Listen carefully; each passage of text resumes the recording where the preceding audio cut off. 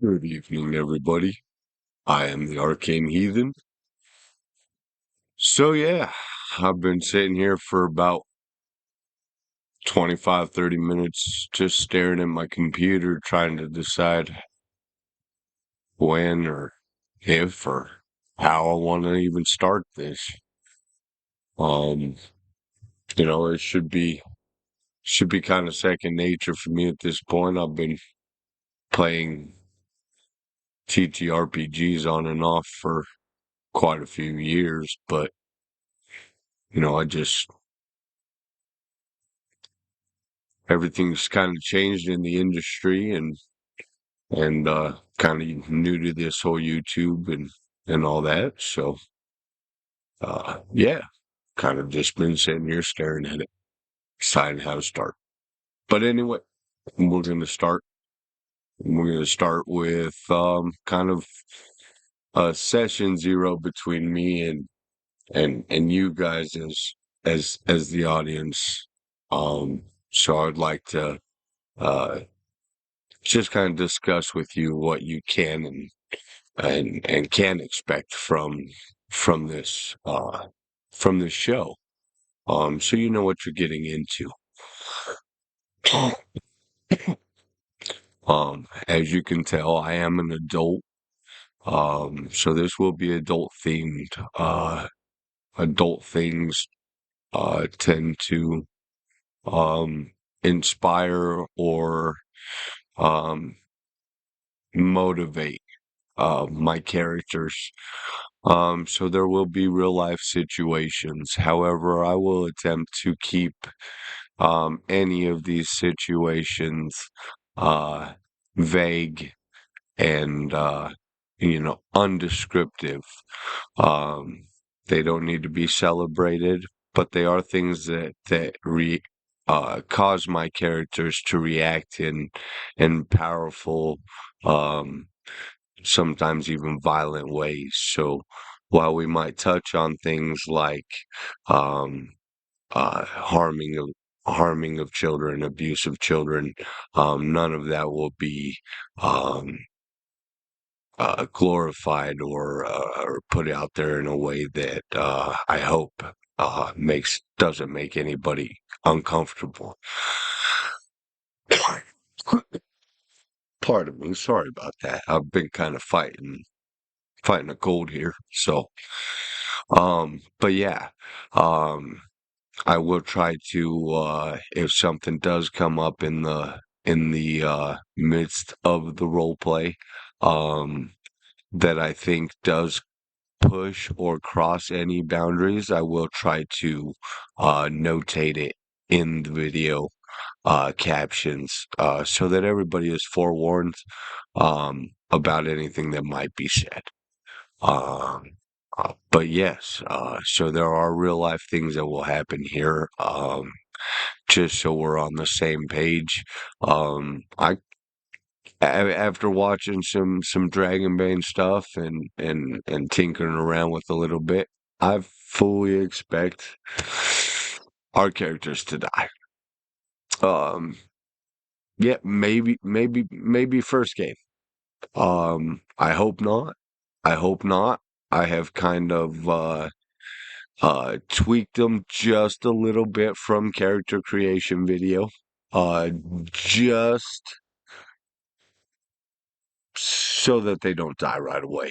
Um, I've watched four people groups play this game, and it's been uh exceptionally rough.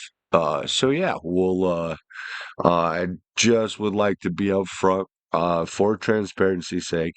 I did boost his strength up one more point. I just wanted him to get that extra 2 points.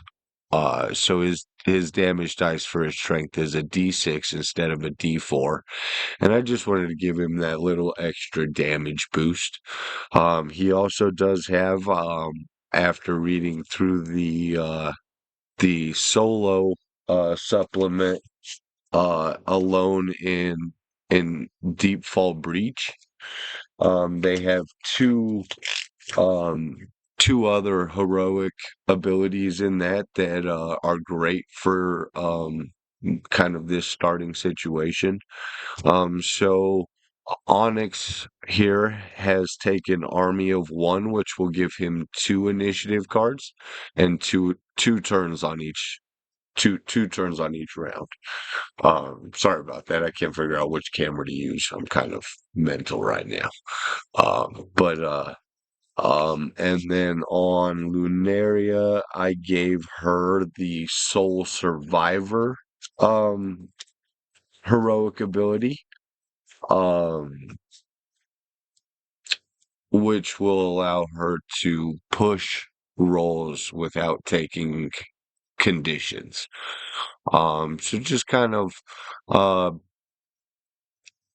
something I thought might benefit my caster, where she doesn't have any armor, and she's also my healer and things like that. So I thought it might benefit her to be able to push some rolls without taking extra conditions.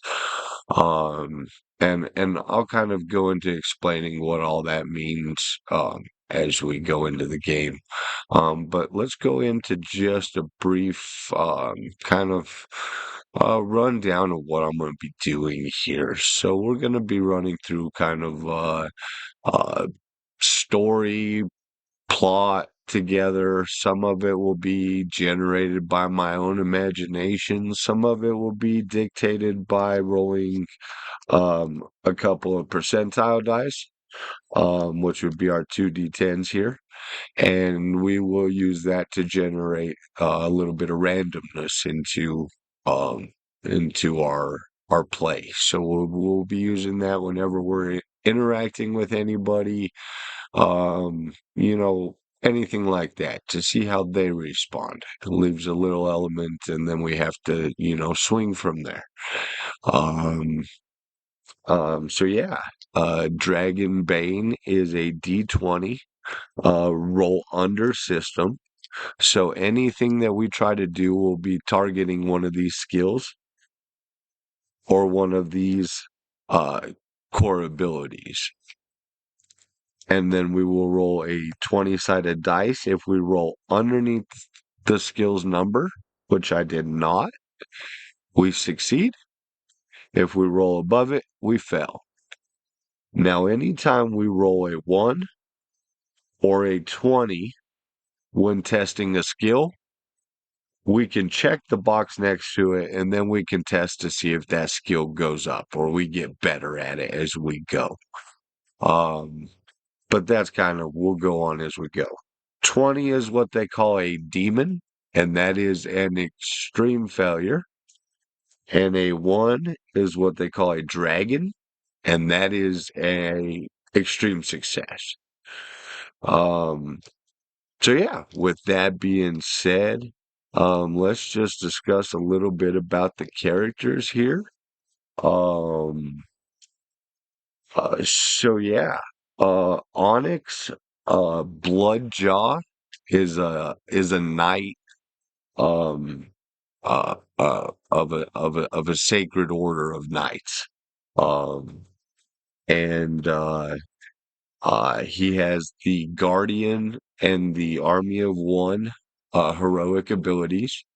So he's able to absorb some damage for someone and then take those two attacks like I had earlier discussed.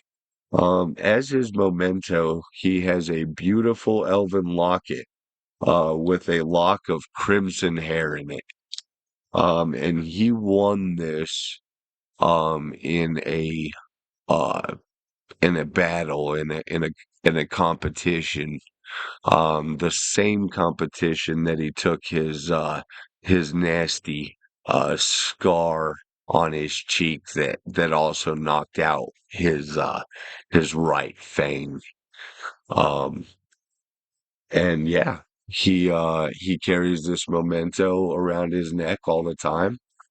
He wears black and crimson full plate armor and a helm that comes down over his wolf face, and it's kind of dragon.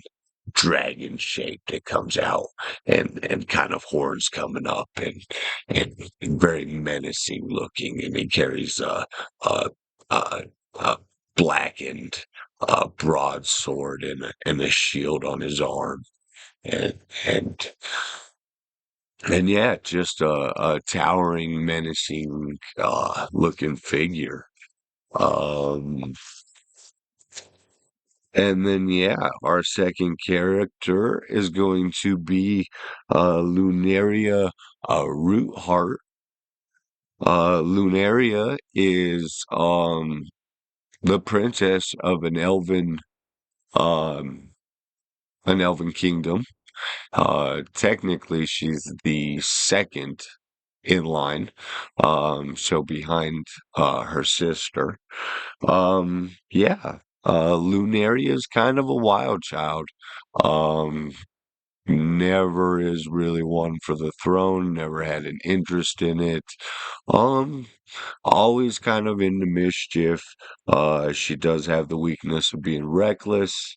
But Lunaria is actually the person that found Onyx as a child, and yeah, um, helped get him back on his feet, and yeah, the lock of hair that Onyx carries in the locket is from her, and it is a gift that he won from the battle. That was the boon he requested for his mighty victory, and uh, she obliged. Yes. Anyway, Lunaria will be our magic user, and yeah, I am probably gonna tweak her just a little bit as I realized, because I kind of